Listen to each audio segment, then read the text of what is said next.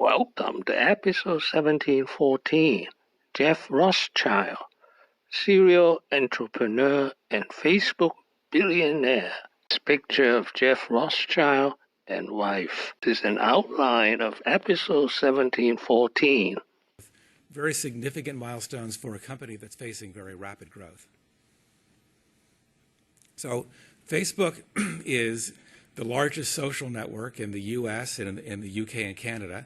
In fact, in Canada, it's probably one of the most popular site on the internet. But we really are a global site, and 70% of our users are outside of the US. As you can see from this picture, there's a lot more blue than yellow, and not all of it is ocean. So we have our work for us to do. Another way of sort of viewing that is we have 300 million users, and by many estimates, there's about 1.3 billion people in the world who have quality internet connectivity today. So Facebook doesn't by any means believe that our job is done. We need to provide a relevant product to the people who we're not serving today, as well as continue to create more value for those who we are. He was born in 1954. A bit of mystery. We don't know whether he was born in the United States. He said he's not related to the Rothschild bankers. His father, William Rothschild, was a wealthy importer of goods from Southeast Asia. He earned 2 degrees from Vanderbilt University. First, a bachelor's degree in psychology, 1977, and then a master's degree in computer science 2 years later. After leaving Vanderbilt, he worked briefly at Honeywell and Intel before launching his career as an entrepreneur.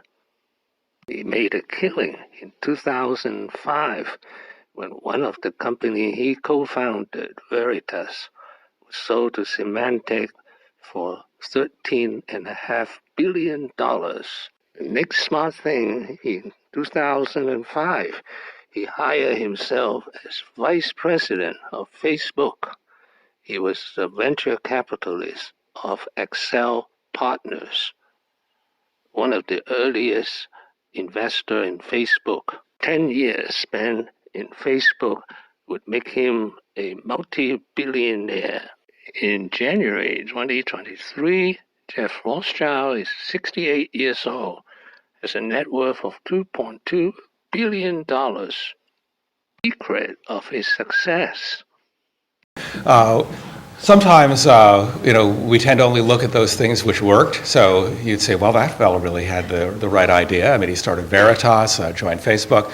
I promise you there are a number of companies which I never put in my resume that were spectacular failures. And some failed quickly, which are the ones I'm most proud of. Some I may have struggled at them a little bit longer than it should have been. But I do find that people often remove some of the most important sort of steps in their professional development from their history, because in fact we learn a lot more from what fails than often from what works.